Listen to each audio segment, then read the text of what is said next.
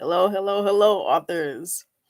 All right, so I meant to do this the other day, but I'm gonna do a very, very quick and brief YouTube video on 10 reasons why some readers don't leave reviews. So we talked about reviews previously, and I'm doing the review series where I'm trying to help authors get more reviews. But somebody asked a question in one of the readers groups that I'm part of. They asked the question, why don't readers leave reviews? So like we're doing this whole review series. A lot of authors say like they feel like it's pulling teeth when they're trying to get reviews. What is the reason why some readers don't leave reviews? And I thought that that was a very, very good question. So what I did was I very quickly compiled a list of 10 different things or 10 different reasons why some readers may not leave reviews. Some of these are probably going to be like, okay, that's obvious. And then the other ones might be like, okay, I never kind of thought of that. Hopefully, there will be something in here that will be something new for everybody. So, anyway, let's go right into it. To the 10 possible reasons or 10 reasons why readers don't leave reviews. And if you are a reader and you don't leave reviews, and I don't cover one of the reasons why you don't leave reviews, feel free to comment below and say like whatever your reason is. So yeah. All right. So number one, they never thought of doing so. So so sometimes it literally is that simple. A person could have just never thought of leaving reviews on a book, especially like on Amazon.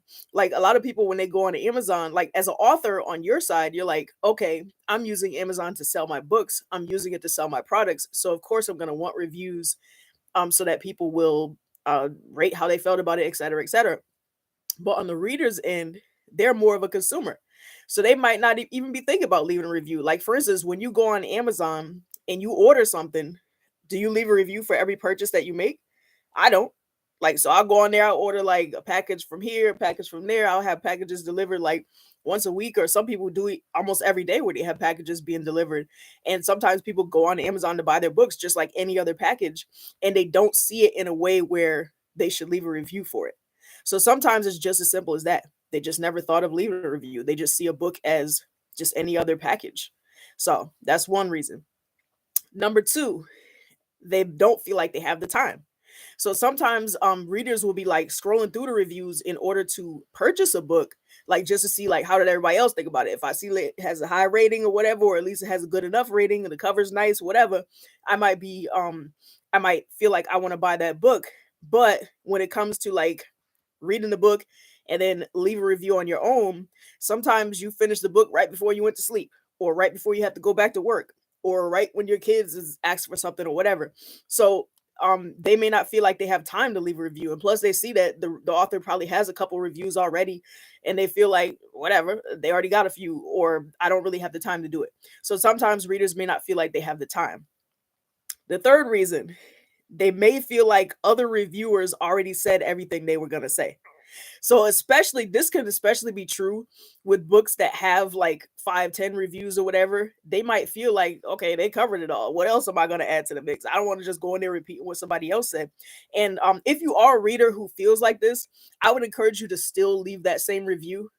Still leave that review, even if you feel like everybody else already said what you were going to say. Go ahead and put your own spin on it. Go ahead and say whatever it is that you wanted to say, even if it's the same as what everybody else said. So don't let that discourage you, I would say. All right. Number 4. They didn't like the book but don't want to hurt the author's ratings.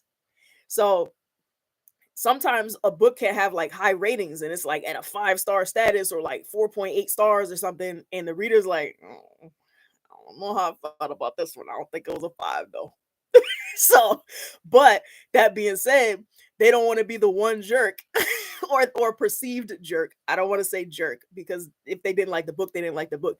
But sometimes they may not want to be the one perceived jerk that like gives it a 1 star and is like, this sucked. Like in their perspective, if they really feel like it sucked, they don't want to be that guy or that girl or whatever. They don't want to be that one person who be like, nah, I don't know what y'all talking about. Like y'all gave it a 5, I gave it a 0.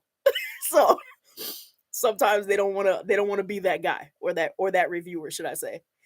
um Number 5, this kind of ties into that a little bit, but it could be also seen as different. They may have fears of being called out on social media for their negative review. So, and this is something that genuinely does happen sometimes. So, like, I've been in readers groups, I've been on, like, I have a lot of authors on my friends list, and sometimes I have seen situations where either a author is upset, or they feel like they were treated unfairly with the review, or they felt like they put their blood, sweat, and tears. And a lot of times authors do put their blood, sweat, and tears into a book. And of course, you if you don't put your heart and soul into something, you don't want to see the first review be a 0 star or a 1 star, or say like, this was a load of crock, I hated every single thing that was written, and I don't even know why they wrote this, they need to stop writing. Nobody wants to see that as an author. As many authors as say that they don't care about negative reviews, you're gonna care if somebody says you should never write another word. You may not take it to heart. Of course, you're not gonna take it to heart. Some might, but you're not gonna take it to heart, meaning that you're actually never gonna write another word. But it will kind of put a little damper on your spirit, especially if you like did everything that you felt like you were supposed to do. You put this out to the world. You're eager to hear feedback, and the feedback is that everybody hates it. So yeah, and some authors, they get a little maligned by that, and they're like, you know what? You got something for me, I got something for you too. So they might call that person out if they know who they are, because sometimes a person doesn't put their name in their Amazon account. So sometimes you don't know who they are. But other times the author might know who the person is and share that review and blast the person. And sometimes some readers, they really didn't like a book, but they don't want to be blasted. So therefore they won't they won't leave a review. All right. Number 6, they may not feel like they know how to leave a review, or they might feel inadequate in their ability to leave a review. So this kind of goes into like a writer's phobia type thing, or even a little bit of social anxiety when it comes to leaving reviews. Sometimes people know how they feel about something, but they don't know how to put it into words. And sometimes that's even true of some authors. Like, they might feel like they have a story in their mind, but they don't know how to put that story down into words. The same thing can happen with a reader who just read your book. They might feel like they were in awe of how great it was, or how good it was, or how they felt about it. They might have all these feelings inside of them and be able to say it to you verbally, but they may not know how to put those same words into writing. So if you are that kind of reader, because I am an author, so I'm gonna be trying to encourage, of course. If you are that kind of reader, please just, even if it's just a line or something, just give me a line. Just say, I really love the book.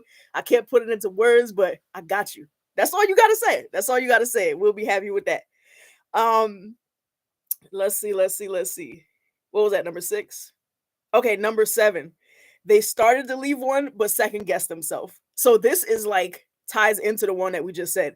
So like, let's say they started writing out. Have you ever been like texting somebody or whatever, and you started writing this whole long paragraph? You'd be like, no, no, no, no, no, and then you just delete the whole paragraph, and then you forget to say anything, and then you just don't say anything at all. Sometimes that may happen with a reader as well. They might be like fired up, ready to leave this review, typing it out and everything, but then they're like, oh no, that sounds stupid. I don't want to write that. That sounds idiot. I don't even know if I spelled it right. I don't even know if I said it right. It's not gonna come across right. So they just give up and don't do it. So if you are that reader, once again, as an author, put it out there. Put it out there. As long as whatever you said, we will decipher it. We will decipher what you said. Put it together in whatever way you can and click submit. You don't even got to use your like, let's say that you feel ashamed or whatever, you don't know if you put it the right way, you don't know if it sounded right. Use a different name for your Amazon and still post that review, because we will appreciate it. So that was number 7. Number 8, this kind of ties back to number 4. They didn't like the book, but they don't want to hurt the author's feelings. So number 4 was that they didn't like the book, but they didn't want to hurt the author's ratings. Like, they see all these 5 stars, they don't want to be the one person to give it a 1. You also, as a human being, you may not want to hurt another human being's feelings. Like, you may know that you didn't personally like the book, you thought it was kind of bad, but you don't want to like hurt somebody else's feelings. Like, you don't want to put a damper on their day. So you're like, all right, I'll just keep my thoughts to myself, let them do whatever they got to do, and we'll both be happy. In this sense, that's kind of up to the reader at that point, because you can't go against your own conscience, be like, okay, I don't want to hurt this person's feelings. But what I will say is, if you genuinely didn't like a book, what I would suggest as a reader is still leave the review, but just make it constructive. Just be like, okay, I personally didn't like this book. and here are the reasons why. And as long as your reasons aren't like attacking the author's character, attacking them as a person themselves, or saying that they should never write again or something like that, as long as it's nothing like that, the author will be fine. They'll probably cry their tears or whatever if they're very sensitive, but they're gonna take what you said and then be like, all right, if what you said was valid, they're gonna be like, all right, that might make a little bit of sense. And then my next book, I'm gonna do what I gotta do to make it better. All right, so that's that. Let's see. Number 9. This one kind of ties back into some of the other ones too. Other reviewers seem to feel the opposite about how they felt about the book, good or bad. I got twisted up. Other reviewers seem to feel the opposite of how they felt about the book, good or bad.